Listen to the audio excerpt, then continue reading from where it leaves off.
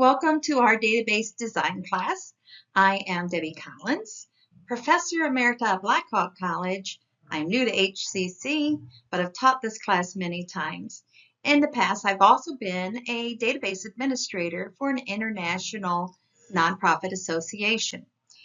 Before we get started, I want you to be aware that you will need to open up My Notes Assignment 1 and complete that as you're looking through this lecture.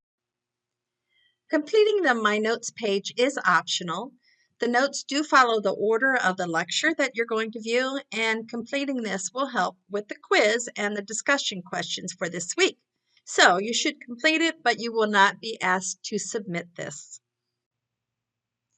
Let's look at the way that data was tracked in a small business before PCs came about. So that had to be somewhere through the early 80s, and everything was stored in paper. Here we have a box of paper. That would be awful storage. But here we have an index card file. And in the old days, that's how you found books in the library. And here we have file cabinets and file folders. Some businesses still use that.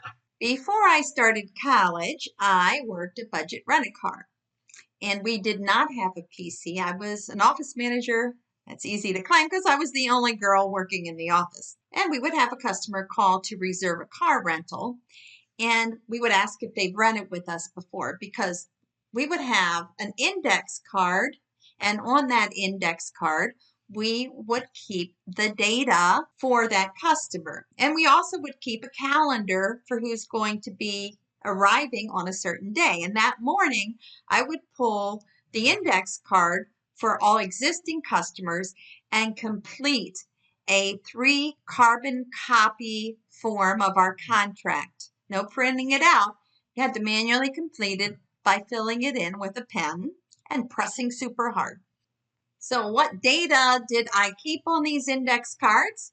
Well, if this were a copy of the contract and the blank items that had to be completed, then that data would go on the index cards. Here is a lesson. When you're creating a new database for a customer, use existing forms as a starting point on deciding what data needs to be included in the database. I don't remember exactly what was on those index cards, but going from memory, we probably stored name and address, date of birth, whether they took insurance on the card, information about their driver's license, and maybe payment method. I'm sure there was a lot more. But this gives you an example now of what a database may store. Of course, today a lot of data is input from the web and output to the web. So you may remember this form if you completed the application to become a student at HCC. It asks for data that maybe at one time was on an index card and now you input it on a form. Go ahead and pause the video and take a look at that HCC application and complete the note card. So instead of doing a note card or an index card for Budget Rent-A-Car, you're going to do index card for HCC, what they may have used back in 1975 for student data. What do we do to maintain that data? Some basic things that you need to do is maybe you have a new customer. So if you have a new customer, you're going to add a new index card. So adding data is part of maintenance. Another thing that may happen is suppose a customer moves. So if a customer moves, you will take an existing card and you need to edit it. You need to cross it out and put the new address in. Or it could be for some reason, someone's never going to rent from Budget again, and you need to delete the card. We would delete the record in a database, but we'd just throw it away in the trash can when we have the index cards. So those are the 3 common tasks that you do with your data. You add data, you edit data, delete data. Can you think of 2 other common tasks that you might do when you're working with data? Maybe somehow correlate that to budgets list. Put that in notes 3. Businesses always want to store more and more data. And so now Bob, who owns Budget, decides that he wants to have a list of customers who rent frequently. In a manual system, this would be very difficult to do. But I decided that what I could do is track on the back of a customer's index cards when they rented a car.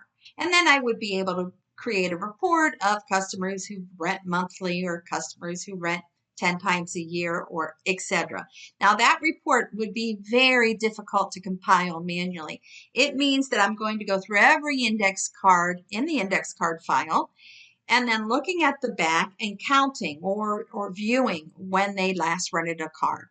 So time consuming. With computers, I can have something up there in less than a second like that. We have so much more data and information on our fingertips now.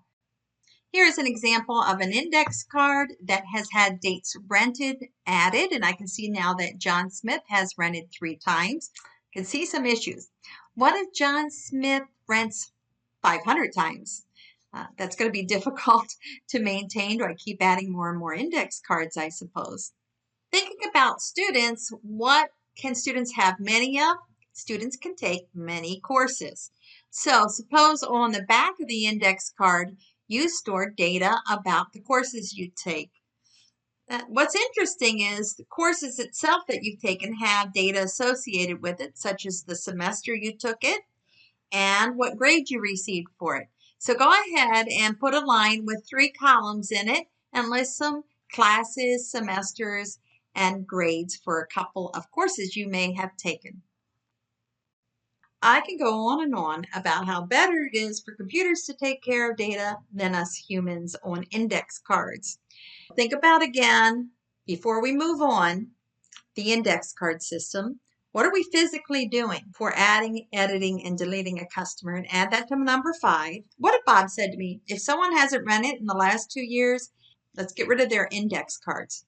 That means I have to go through every index card, flip it to the back to take a look. Oh my goodness, you can imagine. Or if Bob needed reports. So think about how it's manually done and write some comments about that on your notes. I'm going to say to Bob, let's get rid of this manual system. We need to automate this into a database management system, DBMS. Now, there are very few systems that are manual anymore. I was lucky. I got to be involved as a consultant in helping some companies move to automation from manual systems. But there's always a need for data. So I could say to Bob, since this was a small business, we need to maybe buy some PCs, maybe network them together. Back then, not a lot of choices for networking software. And I would say Microsoft Access, because Microsoft Access works great for small businesses that only need to store a small amount of data on 1 or 2 computers. If you have a larger enterprise database, you might look at Microsoft SQL Server, at Oracle. IBM has a database called DB2. And if you are coding for the web, you might consider MySQL. Those are just some of the databases that you could choose. The databases that I just referred to are all relational databases. Relational has a very specific meaning when it comes to databases. We'll get to that later. But Bob gives me the go-ahead. I'm going to go ahead and start creating a database. Based on that index card, I can define some database terms. For example, a field. A field is just one unit of information. In the customer card file, first name, last name, all of these are fields. Fields are defined as atomic, and this means that the content is as small as possible without being meaningless. So let's take first name. I would not split that up into letter by letter. So just an A, for example, in someone's first name is pretty meaningless.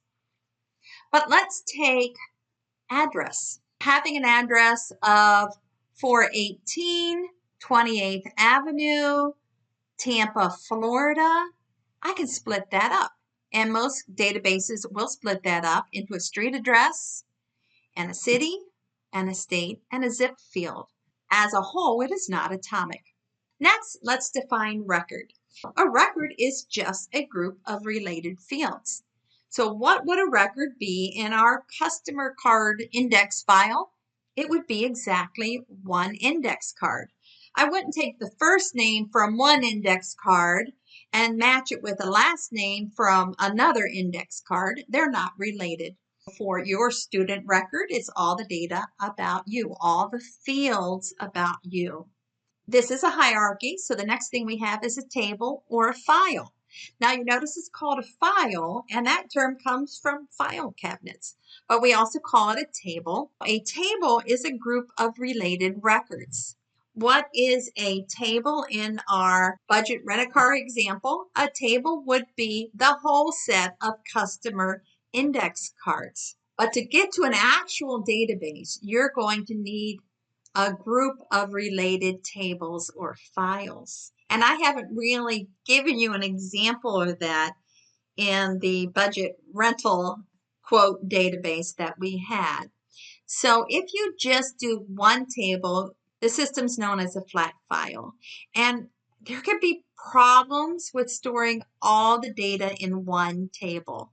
Those problems are called anomalies. So a database requires two or more tables that are related. If you recall, a record is a group of related fields. A table is a group of related records.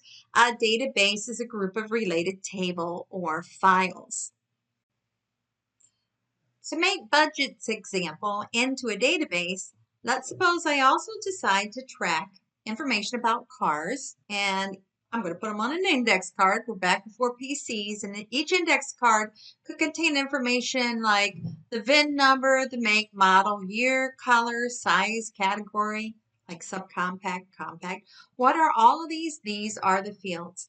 Maybe I'm going to have another list related to cars called maintenance. Now suppose a car gets returned and has a dent. How can I know which customer rented that car? And that's what a database is all about. A database is about relating the data from customer to the data from cars. I kind of already started that idea earlier with dates rented, but I do want to note this is not the actual way you do it in an automated database. It works for a manual database. And let's say I give each car an ID, and I put that ID right here on the card file when they rented a car. It's going to take a lot of work, but I could look through each car and identify the car ID that has the dent and look at the date and determine who rented that car. To be honest, it's probably not going to be done. It's more probably anecdotal. Oh, I remember Jim Smith. He rented that car, then taking all that time to find out. I now have a database because I have two tables and they're related. Let's talk about the concept of relating these two tables. Your notes assignment asks you to complete an index card for a class at HCC. You could take a look at the list of fall classes and you get an idea of what fields that the database is storing for each class. Then, how do you relate a specific class, like this database design class, to the fact that you're enrolled in? What is the relationship? Let me go ahead and give a couple of definitions, and that can help you know how two tables relate to each other. The primary key field is when you can uniquely identify a record based on that field. It could also be more than one field. So for example, not a good primary key is last name. My last name is Collins. Heaven forbid, there are many Collins. So I cannot find one record by saying last name is equal to Collins. But if I was a student, I might be able to find a student record by using my social security number because that is unique in the list. There should not be two people enrolled at HCC with my social. In the customer card above, what do you think could be the primary key? It could be driver's license, but it sure is a long string to have to do a search through. So that's another thing. I hope you earlier mentioned that a common thing that you might do with databases is search for something. So if I'm going to search and I have to key in someone's driver's license all the time, it's not very efficient. Many times you're given what's called a surrogate key. It's just a fake key. So I may decide, instead of using the driver's license, to assign a customer ID. That's very common. What is a foreign key? So a foreign key is a field or group of fields used to make that relationship to the primary key of another index card or another table in an automated database. In the customer index card, the car ID was the foreign key. Now I want you to notice that can a customer rent the same car many times? Yes. So within that relationship between customer and car, since a car is rented many times by the same customer, the foreign key does not have to be unique within that relationship. Customer ID in the customer file has to be unique. Car ID in the car file has to be unique. I wouldn't create two records about the same car. But when you're relating using a primary key and a foreign key relationships, that foreign key does not have to be unique. We'll discuss that more later. So that wraps up this lecture that you're going to use to create your notes.